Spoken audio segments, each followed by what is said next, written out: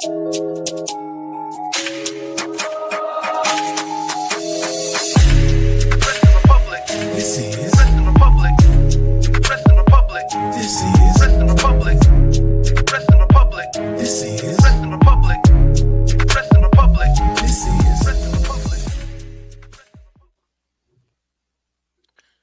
afternoon, everyone. It's your boy Shad Talks Graps, and we are back with another installment of the Wrestling Republic Daily broadcast. Man, it is Friday. Holiday season is kind of past us. We got the new year coming up, but we have AEW Worlds Collide this Saturday, and we're gonna give y'all some predictions. And I'm super excited for it. And I know Ben's been doing stuff a little differently, so I think I'm gonna do, follow suit and introduce the panel today with a question. First and foremost, my dog from Philadelphia, Anthony, who is your favorite Philadelphia Eagle of all time? It's a toss between you got to go Jason Kelsey, the spirit animal of the city, and you got to go Nick Foles, or like the two that come to mind automatically. Just the history there. I mean, nobody I think embodied Philly more than Jason Kelsey. Dawkins is another legend, but I'm gonna go Jason Kelsey just because he just embodies everything that Philly is. I like that a lot. Dawkins and Kelsey are probably up there for mine too. So those are great shots. And of course, Foles. And our apologies, not Worlds Collide. It is Worlds End, but it's not the end of the world with that typo. Don't worry. I'm still stuck on, NXT. I haven't done a show in a while. But last but not least, we got my boy from the wonderful country of Canada, Coby. My question to you, good sir, is who is your favorite Philadelphia Eagle? Because I know your dad's the Eagles fan too. I mean, the man that has carried me throughout this fantasy season has to be Saquon Barkley. I mean, he's the guy. He's the man right now. I mean, Kelsey is great that I've seen on like past game days as well. Well, not past game days, past like pre-shows, along with games of past seasons. But currently, it has to be Saquon Barkley. Nah, for sure. And hopefully my guy breaks the rushing record. Eric Dickerson, stop being a hater, buddy. But by the way, Coby, why are you making it sound like you're that young? Like you don't know Jason Kelsey? Like it's archival footage for you? Stop. Yeah, he just retired. He just retired this past year, buddy. But yeah. I digress, man. We're here, though, man. And we're going to start off with the meat and potatoes of this pay-per-view, what's kind of been going on with AEW within the last month or so. It's the Continental Classic.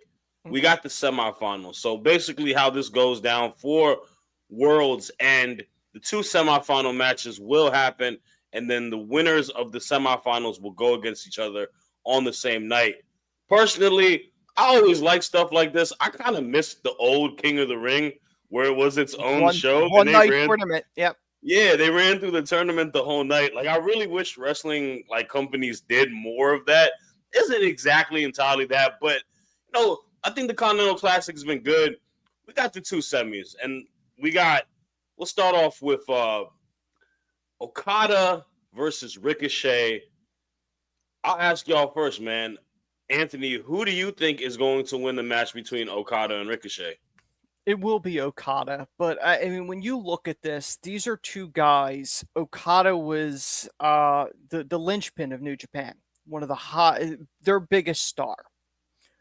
After the Bucks left or did whatever they're doing storyline wise off TV, there really isn't much there. They gave Okada the Continental Classic belt, but he really hasn't done anything with it. So that you have that situation. Then you have Ricochet, who came in the company hot from WWE, and I've never seen anybody lose their stock faster than Ricochet. Bad promos, and they're presenting him like Urkel.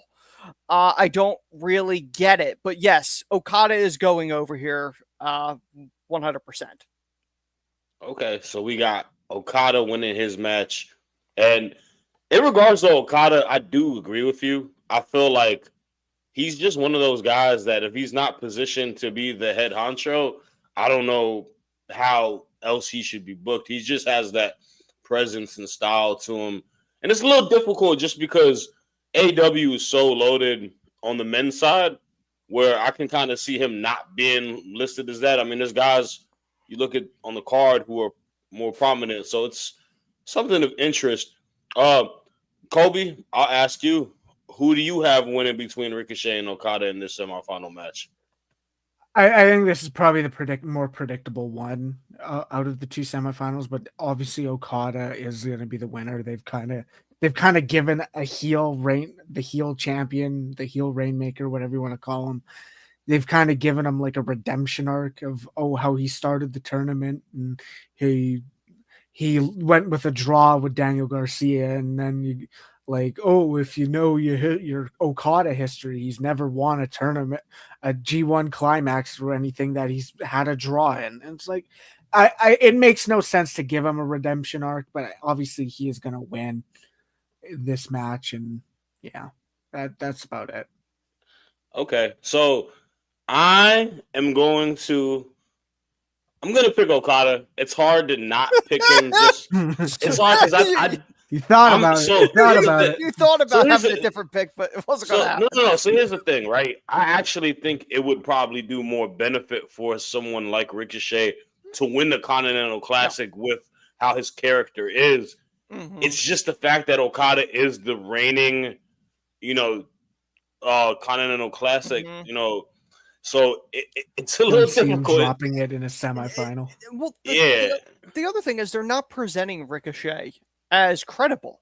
He's a guy with a goofy laugh, and they're bullying him on TV. Like it doesn't make any sense why you would give him this win if you're not presenting him right. Because he's getting cocky. Yeah, the cocky person usually doesn't win. And I think the cockiness is going to probably be his demise in it. So all of us got Okada. The next semifinal is the one that I'm probably a little bit more interested in, even though we did see it. And these guys wrestle, but this is the trilogy: Kyle Fletcher, Will Ospreay. Man, it's hard for me to not pick Ospreay to win this time around. I just feel like Ospreay and Okada is going to be the Continental Classic Finals. Might be a little too streamlined for some people, but when you do look at that and just everything tied with them, being part of New Japan previously and whatnot, I'm going to go with Ospreay. I'll ask y'all too. Who do y'all have winning? Kobe, we'll start with you first. I think this is the match that there is kind of a bit of like, it could go either way, because you could have the finals be, Fletcher's the first person to pin Okada in AEW, and then you finally have Okada versus Fletcher, and does Okada get the win? I think that is a route, but I don't think that is the route they go. Yeah, I think it's obvious they are going to go with Ospreay and Okada in the finals. I think Ospreay getting his win back over Kyle Fletcher hopefully doesn't hurt Kyle Fletcher, because I think that's kind of the crux here. Is we've given him the win over Will Ospreay at Full Gear, and then we've given him probably a very well done run in the C2 where he's literally pinned Okada. And then it's like, okay, well, where do we go from here? Because I assume Ospreay gets his win back and just gets the win again. But I think that's the tough part here. But I do think it is Will Ospreay going over. Okay, so 2 for Ospreay. Anthony, my man, you diverted? You going different? No, it's going to be a three-peat with this. The way they're building this, I would guess Ospreay would get his win back, or Fletcher. Whether or not Fletcher tries to get his revenge in the finals. That's right. They're not allowed to do that. But it would not surprise me if the feud continues. I don't think it's going to end in a draw. If it did end in a draw where they're 1-1 and they never touch, or they don't touch for months, I don't think that's a logical move either. Ospreay to me is the logical choice. I understand they're trying to build Fletcher, and it probably would be a bigger deal if Fletcher is able to knock off both Ospreay and Okada to win a title. But realistically, I think the money's on Ospreay. I think that's the logical choice. Man, you kind of just made me think of it. If there was 2 draws and we just had another fatal 4-way, but it's the fact that we do already have one fatal 4-way happening. So all of us have the same Continental Classic final. Mm-hmm. I guess this is where it comes to the main thing. We have Okada versus Will Ospreay for the Continental Classic. That's a tough one because I feel like neither guy should lose. Ospreay has been, in my mind, a selfless professional wrestler this year. I think he's done a lot of putting people over in matches and feuds when, you could argue he should kind of just be winning everything because he's the most talented pro wrestler on the roster, right? But, him losing another one to Okada, losing the Continental Classic, it would worry me a little bit. I feel like he could lose it just because it's Ospreay and people have short-term memory because he'll go ahead and do another match and you'll be oohing and ahhing on how amazing it is. But Okada losing the Continental Classic could be a little detrimental to him. But I also look at it in a sense where he needs to kind of refreshen everything. He needs to kind of take an L and maybe start back from scratch and come with a different style, a different character and whatnot. So for that, I got Will Ospreay winning the Continental Classic at the end of the day. Anthony, I'll go back to you. You set the same final match too. Mm-hmm. Who do you have winning? I'm going to say something that's probably controversial here. I don't think there should be a title. I think this should just be a tournament because I think the tournament is more prestigious and more exciting than the title has been. The title hasn't meant anything the entire time till there's tournament time. So, because you're not allowed to have outside interference, it's supposed to have a clean finish. Ospreay's the logical choice to have him go over. I think because Okada's done nothing for the title, at least try to make it valuable with Ospreay holding it because the Okada run has not been compelling. Either was the Eddie Kingston reign prior to this. The tournament should stay. The belt should go away. And honestly, it should be treated like a King of the Ring. I agree 100%. I said it, was it a couple days ago too, that I think it's one of those standpoints where if it served as a number one contender, kind of how like King of the Ring is, yes, that would be good as well.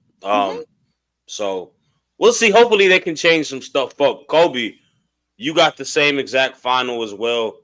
Who do you got winning?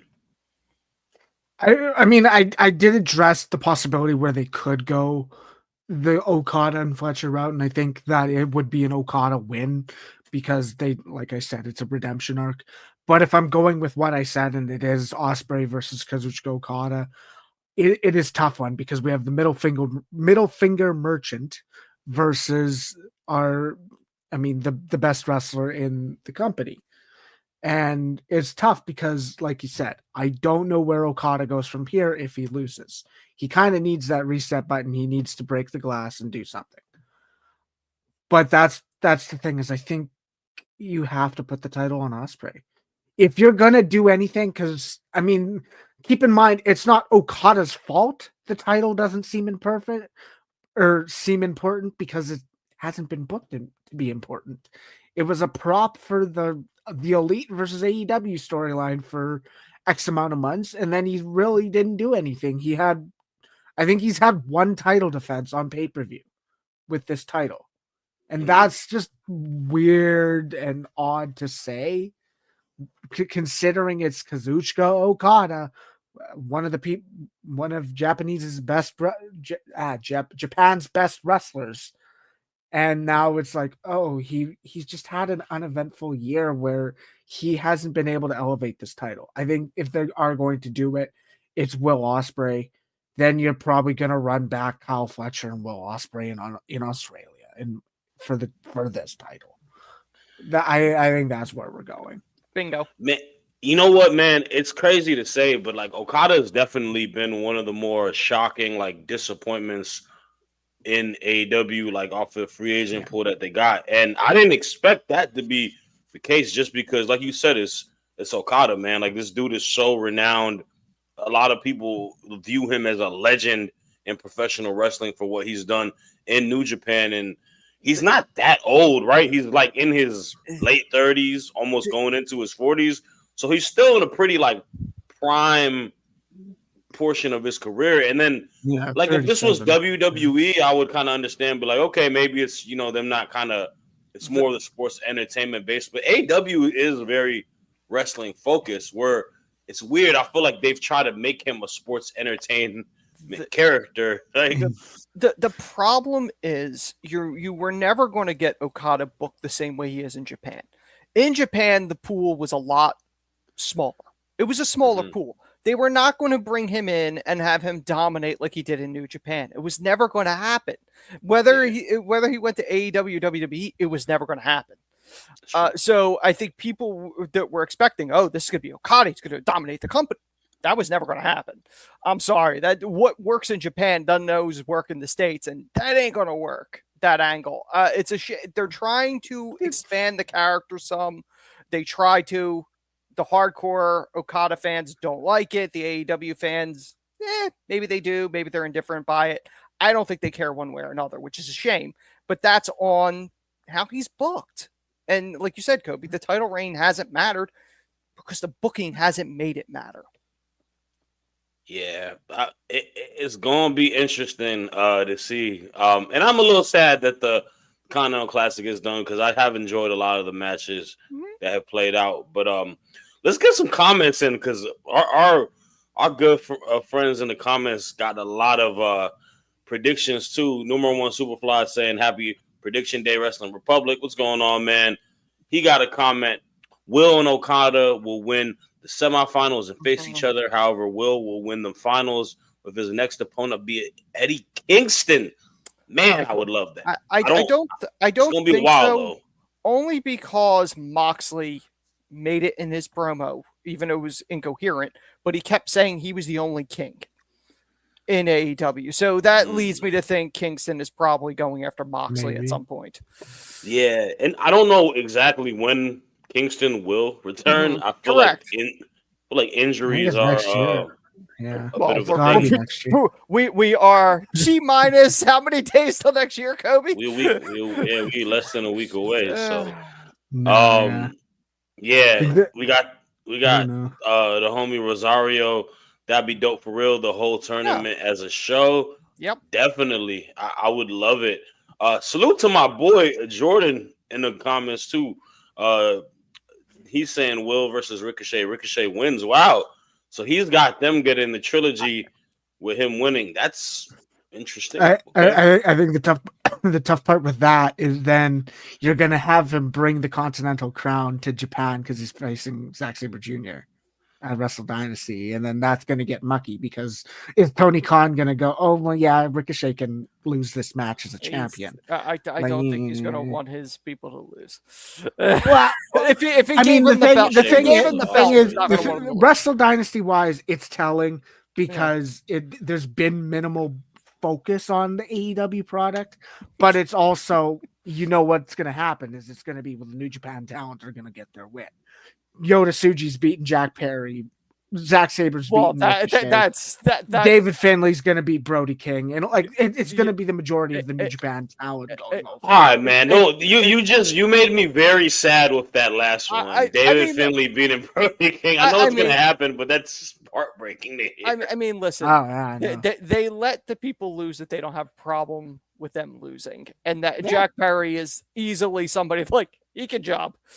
We set him on fire this year. He can lose another match. Yeah. All right. Well, y'all keep commenting. We are gonna go through the rest of the card, and this part is called the quick fire segment. I'm mad. Mr. Ben Allison didn't have the shot clock for me, as this is the first prediction show that I ever did, and I only agreed to do this because I was excited to use the shot clock. You should really put that in your contract next year. Yeah, I definitely will. So it's okay. I have an iPhone, and I believe it's what? How many seconds? 30 seconds for each one, or 30, 60? I 30, won't Is it be there. 30? Okay. 60 might be a little too much. That's kind of crazy. There's a 30-ish. lot of cars. We're going to go 30 seconds. I got the iPhone. We're going to make it work. Y'all can't see it, but y'all can count in your heads. I'll start off, and we'll start off with the first match listed. And this is for the Dynamite Diamond Ring. We have Maxwell Jacob Friedman versus Adam Cole. And I'm going to start off right now. We are at 30 seconds. This is a very, very unfortunate match happening on this card. This is an unfortunate build. I feel like it's got to a point where I don't know who is gonna win because I feel like Adam Cole is the babyface, should come out victorious, but Max is just more of a hot commodity. Him as a heel is real big time now. I got MJF winning, and I got the Kingdom turning on Mr. Adam Cole. All right. We will go to you next, Anthony. Mhm. I will start the clock now. Okay. I've said this multiple times. This is the most convoluted story I've ever seen. That they've really screwed this up. The match itself will be very good. I agree with Shad. I definitely think the Kingdom is turning on Adam. They're going to twist this again. No storyline has been worse. MJF's going to win. I think Pro Wrestling Tees almost did a spoiler because they released a replica ring, which only comes in MJF's size, and it's this year's ring. I'm just saying, seems a little coincidental. The only one worse is Damian Priest and Finn Balor. That story needs to end too. This is neck and neck. Yeah, both storylines are kind of like not the same story, but they kind of feel like the same story. This one's worse because you literally had Adam Cole revealed as the devil, but we're supposed to believe he's the babyface now. Fighting for a ring that means nothing to Adam. Okay. Oh, man. Yeah. We'll have to see. Kobe, I will start the clock now. I think that's the point. Is I'm looking at this match and it does not feel like the end all be all. It does not feel like a blow off. It feels like, this is just Adam Cole fighting for the Dynamite Diamond Ring because that's the only way he could get to MJF. And that wasn't even the story they told. They made it all about, both Kyle O'Reilly and Adam Cole want to get to MJF. He had to fight all his friends to get to MJF. So it got weird. It got convoluted. I don't think this is the end, and I think MJF is going to win somehow because someone's going to side with MJF, and we're going to end up getting an Adam Cole, Kyle O'Reilly, and Roderick Strong reunion. Yeah. I think that's what we're getting in 2025. Bingo. Bobby Fish? No? Oh, okay. Well, he's doing Rogue Horseman garbage in MLW. He's floating. I'm assuming that's the next Stadium Stampede or whatever one that they do with the Double or Nothing in the arena. Anarchy Arena. That'll be the next one.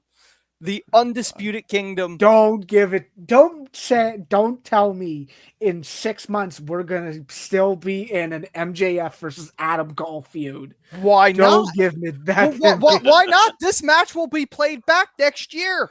This is when Adam gets his win back. We got a couple World's comments End too. We got my boy Jordan saying MJF wins due to cheating. I feel like this is kind of the foreseeable future. What's going to happen? Yeah, number one saying MJF wins, but after the match, Undisputed Kingdom all turn on Adam Cole. Poetic Justice 2023, Adam Cole and friends turn on MJF. 2024, Adam. That's a lot in that parentheses.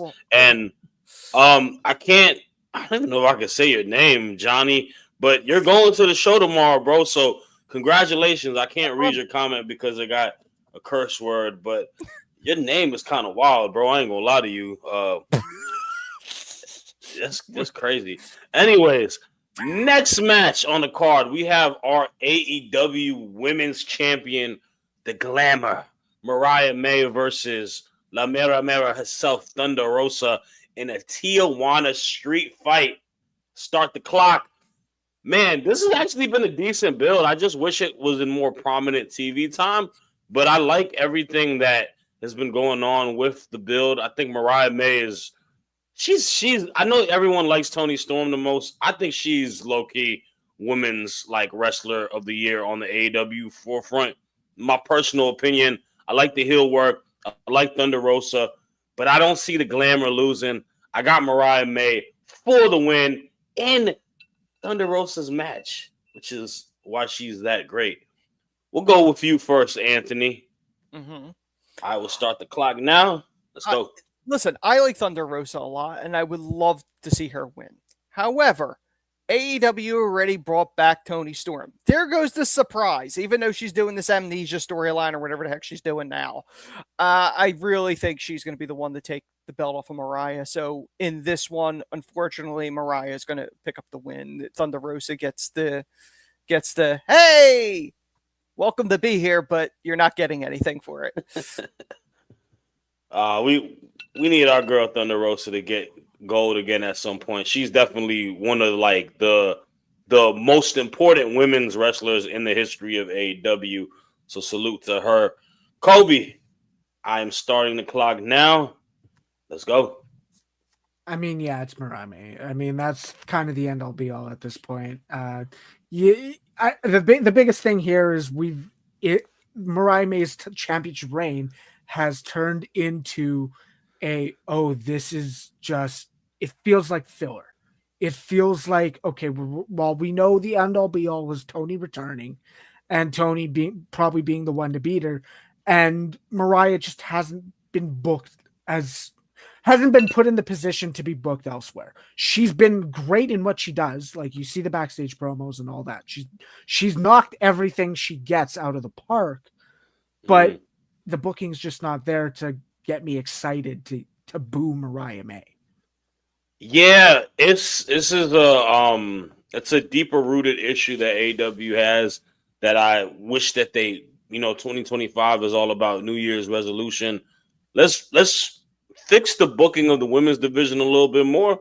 Like I know we talk about time a lot, but even with the time needs to be valuable, right? And you have to give it meaningful stuff with the time that you are even giving, even though it's little, but that's been a consistent problem that AEW has, both men's and women's, where they'll do the chase, but once the person wins the title, they're like, we don't know what to do now. We've seen it happen with Hangman when he won the AEW World title, Swerve in the beginning when he was world champion, and we're seeing it with Mariah May. They give him the belt, but they don't have any clear direction of what they want to do with it. And the same thing with the next one, Mercedes, that we get to. Got you. Yeah, we'll have to see, and that is the next match on the card. But I do want to read this comment from number one, saying Mariah May wins the match. As for what's next, she allies herself with Toni Storm, but manipulates her and our friends until Toni Storm regains her memories as timeless Toni Storm. I could kind of see that. I could actually definitely see that now that you wrote it on the screen. That's kind of where we're going, isn't it? Huh? Interesting. Let's go with the next match, and you said it is another match from the ladies, and this one is our TBS champion, Mercedes Moné, rematch versus Kris Statlander. I will start the clock. Look, the first match was phenomenal. These women blew the roof off, but it's the same thing that we just kind of said in the last match. How we got here doesn't earn you a lot to be desired. It's something that isn't really like you jump forward to and see it. And with that being said, I want to be a little different. And Mercedes Moné is one of my favorites. I got Kris Statlander winning. I got Kris Statlander shocking the world. I feel like we need one title change. I feel like Mercedes is going to be positioned for the main title soon. I saw Mariah May kind of take a little dig at her in the promo. I feel like we're going to get to there. I mean, it might be two heels going against each other, but I feel like Mercedes needs to kind of get away from it. Maybe Camille comes and helps her out. I don't know. But I'm going to go different, and I'm going to pick Kris Statlander. Coby, I'll go to you first on this one. 1, 2, 3. Time is yours. I mean, the biggest thing is I just don't see it happening. I would like to see Kris Statlander get a proper TBS reign, because she kind of she beat Jade Cargill and then kind of just lost it to Julia Hart. in a triple threat match. Like, she never really got the ball and was able to have a successful run with it. And I'd love for her to get that. I just don't see it happening. I see kind of the end all be all being Thunder Rosa beating Monet in Texas. I would not be shocked if that's the end goal with this title. And I'm glad they're not doing Wrestle. I'm glad Wrestle Dynasty's not for the TBS championship, because then I'm like, oh well, yeah, Mercedes is gonna win, because then she would have to take the title to Mina Shirakawa for Wrestle Dynasty. But I'm glad they're not doing that. There's at least some ambiguity there that maybe a title change happens. I just don't see it. Okay. I like that. I'm probably wrong. I just want to be different in one pick. But it's a good point. And that is something I did on Take It to the Table predicted. I think Rosa for the TBS title, her getting her moment in Texas is bound to happen as well. So her versus Mercedes will definitely be a good one. Anthony, you're on the clock. Yeah, 100%. I think Monet is going to win this. I think this is one of those situations where, again, they gave her the belt. She was the hot free agent. They had no clear direction on who was ultimately going to take this belt off of her. Thunder obviously is a logical choice in Texas, because at least, okay, you've beaten a champion that's held the belt for a long time, and Thunder, who long deserves a decent title reign in that company, would be a logical choice. I don't see Statlander winning this. Whether or not they give it to Julia at some point in between before Thunder, I don't know, but I think Monet holds it until she faces Thunder Rosa at All In. All right. So we got that is that then. We got 2 for Monet. We got 1 for Stat. Just, trying to throw it a little different out there. Put that in. If you make the graphic, Ben, just say did it to be different. This one might get different takes. The next one. Put the asterisks on it. Yeah, did it to be different. We got some picks on this one. We got number 1 Superfly saying Mercedes Monet as like the artist Monet. How you spelled that. For the win. As for who's next, a random pick, he's gonna go with Jamie Hayter. I don't know who Jamie Hayter is, but I do like Jamie Hayter. She's pretty good, buddy. Sorry, I ain't trying to. I like the comment. Number 1. Bananas Epic Gaming Jordan also saying Mercedes Cena, LOL. She's not losing anytime. She could see her as the belt collector. There's only one belt collector, buddy, and he's coming back at Wrestle Dynasty. Kenny Omega's back. Let's go. I'm excited for that. All right. Next one, as you mentioned, is our last card on the quick fire. Just to give y'all spoiler alert, we don't know whatever matches are going to be added to it tonight on Rampage. So the last Rampage. Yes, the last Rampage of all time. Great times on Rampage in the beginning portion of it. Punk for turning the wrestling. And yeah, that one was epic, man. But we got Kenny Omega. Oh yeah, Christian and Kenny Omega was a banger. Definitely, that was a classic too. But it's Will Hobbs versus Takeshita. Mm-hmm. Now, I'm not gonna lie to you, I haven't followed the story that much, but I do know that it's tied to Hobbs coming back and him not being good with the Callis family. Mm-hmm. Gosh, this is tough, man. This is so tough because I really, really think Will Hobbs is a special talent. I think the dude's got like the look and ability, even as like a big man, just being athletic as he is and strong. I don't see Konosuke Takeshita losing this match. I just think this is his time, and I got Takeshita winning. So I did it before the clock even ended as well. I will pass it to you first, Anthony. Mm-hmm. Who do you have winning between Hobbs and Takeshita? Honestly, I think this is the toughest one to predict because they're obviously pushing Takeshita. They have been pushing Takeshita. Hobbs deserves a push, but I have a feeling the numbers game is going to come into play because of however many members are with the Callis family this week. I don't know what that number is, but I believe it's more than one. So I'm going to go with Takeshita on this just because I think the numbers game is going to come into play. But I wouldn't be mad if Hobbs won. Okay. Yeah, I do think the numbers game could be tied to it as well. That is a good point. Kobe, do you think Will Cobbs has any friends that can help him out? But who you got winning more importantly? Well, I mean, the only friend he had has turned heel because he returned for Ricochet, and yeah, well, that happened. No, the biggest thing is Takeshita's going into big matches. We have Wrestle Kingdom. He's doing a presumably title for title with Shingo Takagi, and Shingo Takagi's not going to retain his title and win the international championship.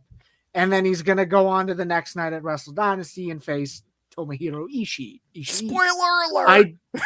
I mean, that's exactly what it is I don't see. I mean, I don't think Hobbs wins because I think they're gonna give Takesh the belts. Mm-hmm. And I think that makes the most sense because you're not gonna give Shingo an AEW belt, but I don't think you're gonna have Takeshita drop a belt and then just win a New Japan belt back right away. It makes no sense. If I'm looking to the future of next year, Takeshita has other fish to fry, and it's Hobbs is the least important right now. All right. Well, that is all for Takeshita. We got almost the same exact picks, except I got the little caveat. Your you did it for yourself. My fourth one, man. I'm probably gonna be. I could either win or I could lose. So it is what it is. Anything's better than a tie. It's amazing it won't be a forced pick if you end up being right. I was like, that asterisk will suddenly. Oh yeah, away. you'll gloat. I saw it all along. Oh man. All right. Well, let's get to the main event, and that is our fatal 4-way for the AEW World Championship. Jon Moxley going against Jay White, Hangman Adam Page, and Orange Cassidy. This has been an ongoing feud. This has been an interesting feud, to say the very least. It's one of those situations where I think all three guys really want to get their hands on Mox. But that's where it kind of comes to it. They all want to get their hands on him, but they want to be the one to get their hands on him. And I feel like with that situation, it's kind of one of those foreseeable results where you are like, you know what? It's going to get be a muck. It's going to get messy. Moxley's going to be able to will his way through it and play the mind games that he has been doing. And I got Moxley retaining. I do think he wins this fatal 4-way, but I think it will be a banger match. Great, wrestlers in it. Jay White finally in the main event scene is nice to see. I'm going to go with Moxley. Anthony, give me your thoughts on the main event and who do you have winning? I do think the match has good to great potential. I 100% do think that the storytelling's a little convoluted because the takeover is just a ridiculous story because there's really no stakes involved with this. But I think Moxley retains, and he's going to keep that belt until All in Texas when Darby takes it from him. That's what they're going to do. I really think that's the direction they're going with this. I don't mean to rain on anybody's parade, but realistically, I don't see anybody beating him for this thing prior to Darby beating him for it. And I think All In's probably the logical. He's going to keep holding this thing unless something dramatic happens. I agree with you, but I do want to say this. Kobe, I'm going to get to you next. There are two crazy comments in here that I just have to show, and I love it. I love our supporters, man. Numero one Superfly keeping this alive for months now. Jon Moxley wins the fatal 4-way, but we get two things. First is Kenny Omega returns to AEW, but at the same time, Jon starts teasing someone that can out authority Kenny, and that is Shane McMahon. You're still riding that horse. I believe that horse went to the glue factory at this point. My god! And then we have a second one, and is DC Warlord Ben, because he's saying he got Christian Cage cashing in and winning the belt. I don't think he cashes in until Darby wins. He's gonna cost Darby. I can see that happening too. Darby's gonna win. Darby's gonna have the Drew McIntyre WrestleMania 4D moment. He gets it, then immediately loses it, and instead of Soul being depressed, Ben will be cheering because his patriarch won the belt. Oh my gosh, that is funny stuff. All right, Kobe. I ask you, man, same question. Going into this world title 4-way, who do you have winning? I mean, I'm just going to say this right now. The comment about Christian Cage would be a lot more interesting to me. But regardless, I'm at the point where I don't believe anyone else has a chance. I think that's the end all be all. I'm not seeing Jon Moxley worry. Like, we're going, oh, he's going, oh, this is what I want. I want all the people.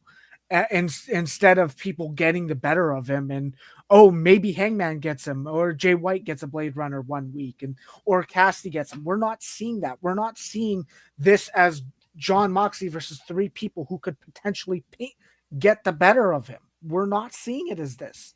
We know what the end game is, and that's probably Darby Allin. I think that's the biggest thing. And the toughest part to me, and this is about pay-per-view matches for AEW as a whole, for their world championship. I can probably count on one hand how many times there's been a time where a title change could feel justified. There's not many, not title change, but when it feels like this could go either way.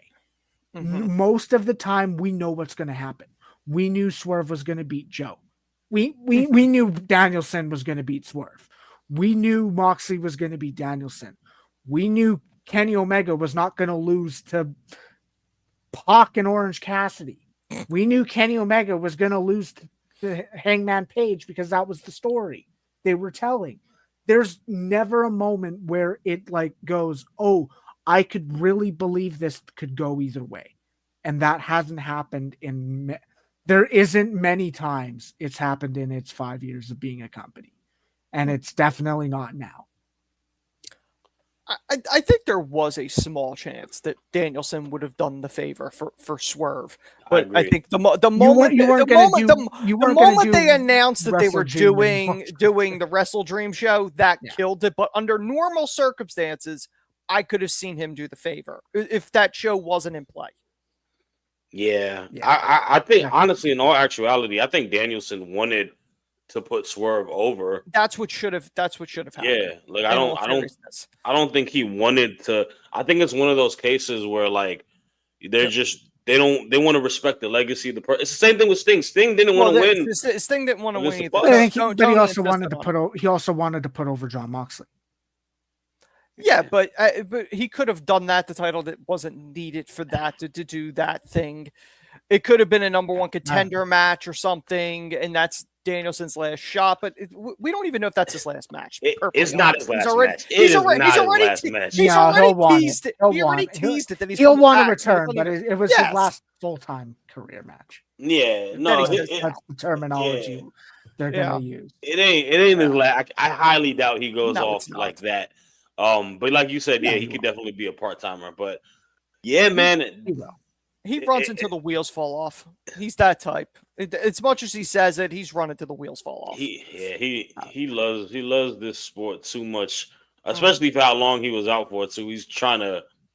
He's wrestling Nigel one more time. Come on. Yeah, Can we man. stop? Not Nigel already.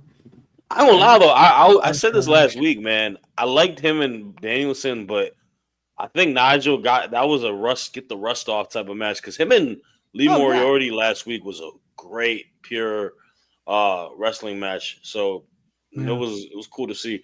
But that is all the time that we have, man. I appreciate all y'all commenting.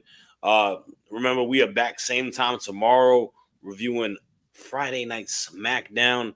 And we'll be back Sunday to give y'all the post show to this and see who was the most right. It's probably going to be one of those two because you gotta pick that. We're gonna be tied unless we do pre-show stuff off air. For sure, man.